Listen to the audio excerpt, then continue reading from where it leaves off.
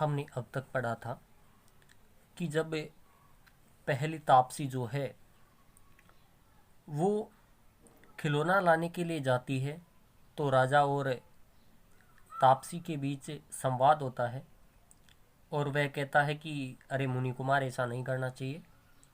तो उसने कहा ये मुनि कुमार नहीं है। तो राजा मन में सोचता है कि हाँ, मुझे भी लगता है शकल सूरत से तो ये ऐसा नहीं है, क्योंकि इतना उदंडी है, कोई मुनि कुमार इतना उदंडी हो ही नहीं सकता। तो राजा उसको कहता है, आगे है अगला भाग, बालकम उपलालियन। और बालकम उपलालियन का अर्थ है कि राजा उसको प्यार करते हुए कहता है, क्योंकि बालक बहुत ही प्यारा था। तो राजा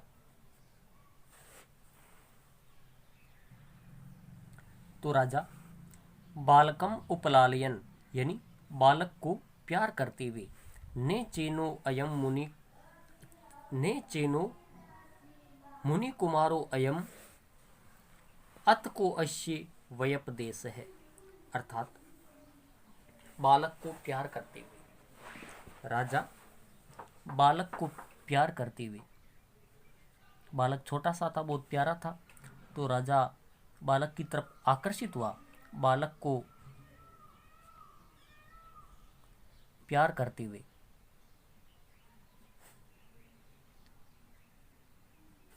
यदि ये मुनि कुमार नहीं है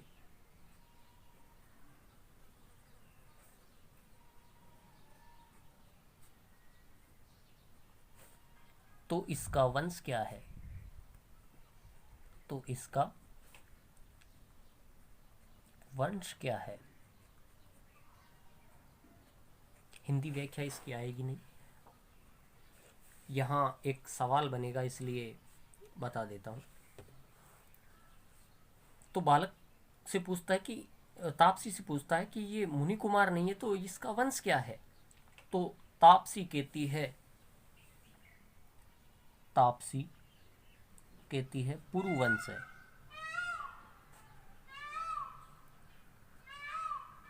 कहती है इसका वंश पुरुवंश है। तो बालक का वंश कौन सा था? पुरुवंश, ये सवाल है यहाँ पर। तो फिर राजा कहता है आत्मगतम यानी मन में, आत्मगतम यानी मन में राजा कहता है कि कथम अनेकान्वयो मम, कि क्या मेरा और इसका, अर्थात सर्वदमन का एक ही वंश है, एक ही वंश है, ऐसा मन में सोचता है। और मन में सोचने के बाद आगे है प्रकाशम यानी प्रकट होते हुए, मतलब कि तापसी से बोल कर कहता है। पहले तो मन में सोचता है और फिर बोल कर कहता है जुबान से कि पुनरात्म गत्यः मानुषाणामेश विषय है। और कहता है कि पुनरात्मगत्या मानुषाणाम एश विषय, अर्थात कि कोई मनुष्य शक्ति के द्वारा तो यहाँ आ ही नहीं सकता, शक्ति के द्वारा यहाँ कैसे आ सकता है? अर्थात कोई भी मनुष्य तपोभूमि थी और शक्ति के द्वारा यानी शक्तिशाली मनुष्य यहाँ अपनी बाहुबल के द्वारा यहाँ आ नहीं सकता था। तो तापसी कहती है यथा भद्रमुको बढ़ती। तो तापसी कहती है कि हे श्रेष्ठ पुरुष, हे श्रेष्ठ पुरुष, भद्र का होता है श्रेष्ठ, हे श्रेष्ठ पुरुष, आपने ठीक कहा, आपने ठीक कहा। क्या ठीक कहा? कि कोई शक्ति के द्वारा यहाँ पर कैसे आ सकता है। आपने ठीक कहा, अप्सरे समंदनो अश्य जननी अत्र देवगुरु तपोवने प्रसूता, कि इसकी माता का संबंध एक अप्सरा से है। इसकी माता का संबंध एक अप्सरा से है। तो फिर इसने कहा, किसने? तापसी ने कहा कि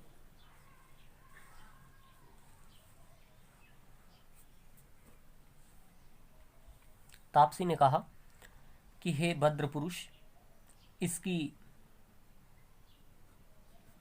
माता का संबंध है एक अप्सरा से है। इसकी माता का संबंध एक अप्सरा से है और अप्सरा से संबंध होने के कारण इसकी माता को इस अप्सरा यहाँ तपोभूमि में लेकर आई और यहीं पर इसका जन्म हुआ है। इस कारण से ये यहाँ रह रहा है।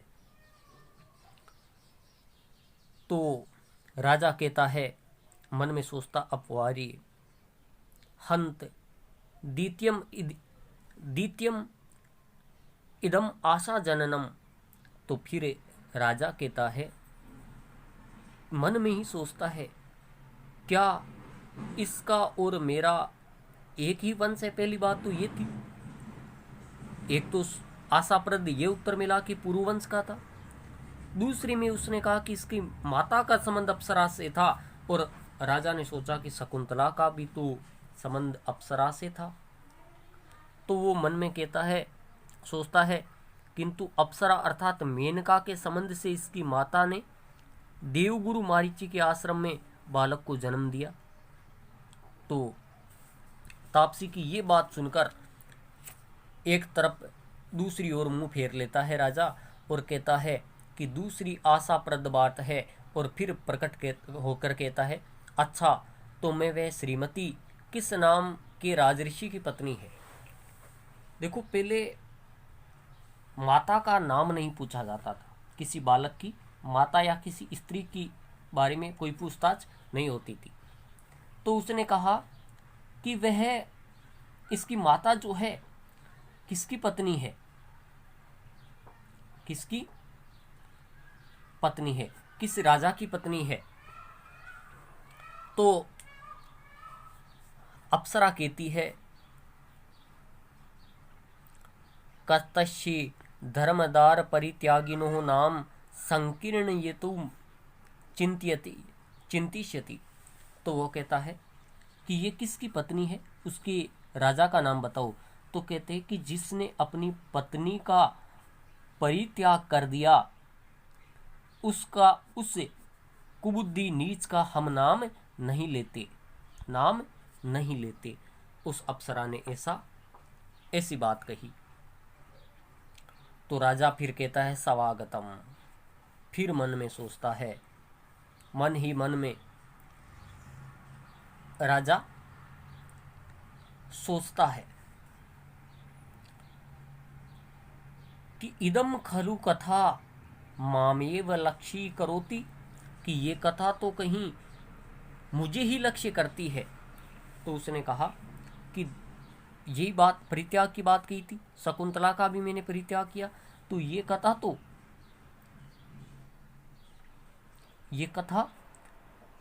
तो मुझे ही लक्ष्य कर रही है,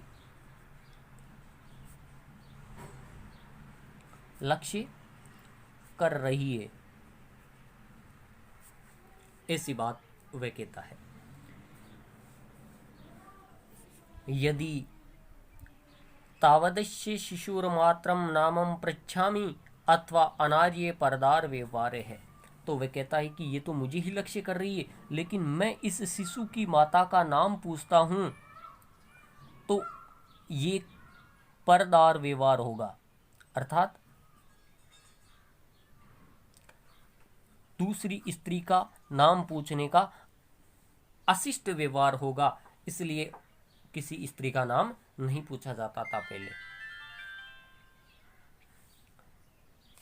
तो उसके बाद में जब हाथ में मिट्टी का मोर लेकर वे दूसरी तापसी आ जाती है, हाथ में मोर लेकर, तो सर्वदमन शाकुंतल लावण्यशी प्रेक्ष्यवशी, तो वो कहती है कि सर्वदमन शाकुंतल, देखो पक्षी का नाम, पक्षी को शाकुंतल कहते हैं, शाकुंतल का लावण्य देखो, अर्थात इस पक्षी की सुंदरता देखो। तो उसने कहा कि देख सर्वदमन कितना सुंदर पक्षी है। तो जब शाकुंतल नाम लिया तो उसने कहा कि से दृष्टिम सेपम कुत्रमम कोत्र वामम माता, तो वह इधर उधर देखता है और कहता है कहाँ है मेरी माता। क्या कहा? कहाँ है मेरी माता। तब वह कहती है दोनों तापसियाँ कि नाम सदृश्येन वंचित हो मात्र वत्सल है, कि माता का नाम समान होने के कारण ये भ्रमित हो गया बेचारा, माता के प्रेम के कारण। तो द्वितीया कहती है वत्स अश्य मर्तिका मयूरश्य रमणत्वम पश्येति बणितोसी, तो वह कहती है कि अरे पुत्र, मैंने तो कहा, तुझसे कहा था कि इस मिट्टी के मोर की सुंदरता देखो। तो उसने कहा कि मैंने तो इस मोर की सुंदरता के लिए तुम्हें कहा था। तो राजा कहता आत्मगतम किम वा शकुंतले लेतशी मातुराख्या शंति पुनर्नामधेय सादृश्यानि, तो वह कहता है कि क्या इसकी माता शकुंतला है। तो वह मन में सोचता है क्या इसकी माता शकुंतला है, लेकिन एक नाम की तो नाम भी तो समान हो सकते हैं, कि किसी का नाम भी तो समान हो सकता है, तो जरूर नहीं है कि इसकी माता का नाम शकुंतला हो। तो एक नाम के भी अनेक लोग होते हैं। तो फिर उसने कहा माते रोचते में ऐसे भद्र मयूर है इति कीर्णनकम आदते है। और वह कहती है कि बालक कहता है माता ये मयूर जो है मुझे बहुत ही अच्छा लगता है, ऐसा कहकर खिलौना ले लेता है। विलोक्यम सोदगमम अहो रक्षाकरंडकश्य मणिबंधे ने दृश्यते है।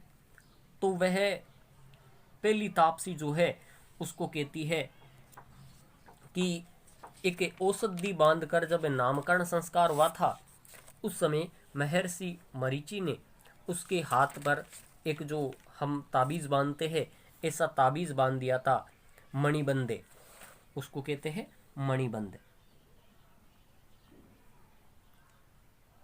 मणिबंध, तो इसका भी ध्यान रखना कि उसके मणिबंध में क्या था, अपराजित नामक औषधि थी, रक्षा करंडकम।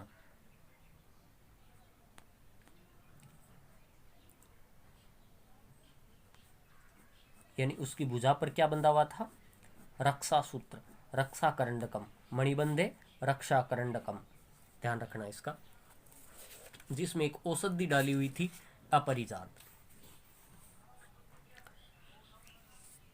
तो वे घबराहट के साथ कहती है अरे इसकी कलाई पर रक्षा सूत्र दिखाई नहीं दे रहा। तो राजा कहता है अलमा वेगेन नान विदमश्य सिंह सावक विमद्रात परिवरिष्ठम इत्यादातुम इच्छति। और वह कहता है कि अरे घबराइए मत। राजा कहता है घबराइए मत, जब इसके द्वारा शेर को, बच्चे को खींचा गया था तो ये गिर गया, ऐसा कहकर वह उसे उठाना चाहता है। राजा उसे उठाना चाहता है तो वह राजा को मना करती है कि अरे इसे उठाइए मत। तो दोनों एक साथ कहती है माँ खलु एतद् अवलंब्य कथम गृहीतम एनन इति विस्मयाद परस्परम अवलोक्यत। और वह उसको मना करती है कि इसे उठाइए मत। तो क्या इन्होंने तो उठा ही लिया, ऐसा कहकर आश्चर्यचकित हो जाती है। पहले तो उसको मना करती है और फिर कहती है इसने तो उठा लिया, ऐसा करके वह आश्चर्यचकित हो जाती है। तो राजा कहता है किमर्थम प्रतिषेधः इसमें, तो वह राजा कहता है तो इसमें आपने हमें रोका किस लिए, उठाने से क्यों रोक दिया। तो राजा पूछता है कि आपने मुझे रोका क्यों। तो वो कहती है शृणोतु महाराजे ऐसा पराजिता नाम औषधिरश्य जात कर्म समये भगवता मारीचेन दत्ता, कि इसमें अपराजित नामक औषधि थी जो जातकर्म संस्कार के समय इस बालक को भगवान मारीची ने दी थी। एताम किल माता पितरा अवांतमन चे वर्जित्वा परो भूमि पतताम ने ग्रहणाति, और माता पिता के अलावा कोई भी इसको भूमि पर पड़े हुए को उठा नहीं सकता, इसलिए हमने आपको मना किया। तो राजा कहता है अत ग्रहणाति, अगर उठा लेता है तो तापसी कहती है ततस्तम सर्प भूत्वा दश्यति, कि तब यह सर्प बनकर उसे काट लेता है। क्या करता है, सर्प बनकर ये औषधि जो है उसको काट लेती है। तो राजा कहता है भवतीभ्याम कदाचितस्यः प्रत्यक्षीकर्तः विक्रियः, कि आपने दोनों ने क्या इसको कभी अपने समक्ष इसको सांप बनते हुए देखा है प्रत्यक्ष रूप से। तो दोनों एक साथ कहती है अनेक बार देखा है हमने। तो राजा से हर्षम आत्मगतम कथम इव संपूर्णम अपि मे मनोरथम नाभिंदमि, तो राजा हर्षपूर्वक अपने मन में, तो फिर क्यों ने मैं इसको अपने पूर्ण वे इस मनोरथ को अभिनंदित न करूं।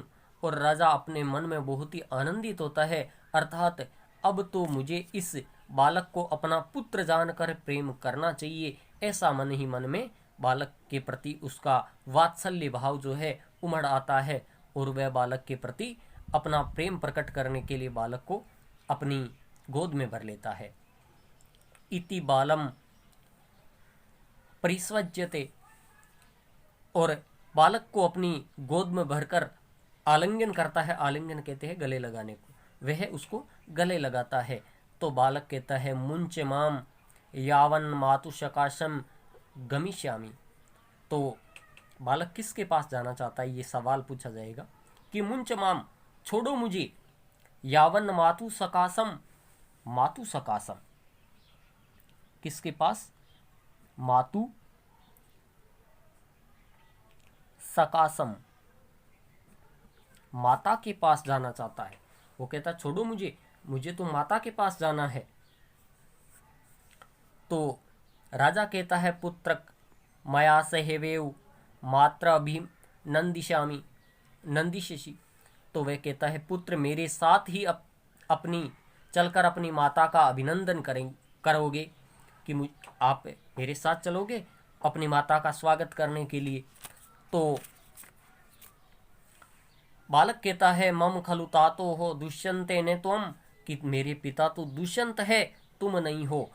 तो राजा कहता है सस्मितम ऐसे विषादे एव प्रत्यायति, तो मुस्कुराकर कहता है ये विवाद ही मुझे विश्वास दिलाता है कि तुम मेरे पुत्र हो। फिर उसको लेकर राजा हस्तिनापुर आ जाता है अपनी पत्नी शकुंतला और उस बालक सर्वदमन को। सर्वदमन जिसका नाम भरत पड़ता है, और उसी के नाम के कारण हमारे देश को भारतवर्ष कहा जाता है। भारतवर्ष यानी देश। सर्वदमन का नाम भारत था और हमारे देश को भारतवर्ष कहा जाता है। बालक के सिंह शिशु किम गणयितुम इच्छति, कि बालक सिंह के शेर के बच्चे के क्या गिनना चाहता था, दांत गिनना चाहता था। बालक किम नाम आसित, बालक का नाम क्या था, सर्वदमन। बालक का नाम क्या था, सर्वदमन। तापसी अश्य क्रीडनकम आने तुम गच्छति। तापसी किसका खिलौना लाने के लिए गई थी? मार्कंडे ऋषि का, के पुत्र का। जात कर्म समेव बालक के अपराजित औषधिम ददाती, कि किसने बालक को अपराजित औषधि दी थी? मारीची ऋषि ने दी थी। तापसी केन पदार्थेन निर्मितम मयूरम आनेति, और तापसी एक मिट्टी का बना हुआ खिलौना लाई थी। तो किस पदार्थ का बना हुआ खिलौना लाई थी? मर्तिका निर्मितम। बालक का वंश क्या था? पुरुवंश। बालक का वंश क्या था? पुरुवंश। सर्वदमन के मणिबंध में यानी कलाई में क्या बंधा हुआ था? रक्षा करंडकम, रक्षा सूत्र बंधा हुआ था। बालक से पितु किम नाम आशित, बालक के पिता का नाम क्या था? सर्वदमन के पिता का नाम दुष्यंत था। दुष्यंत था। वंश कौन सा था? पुरुवंश। माता शकुंतला।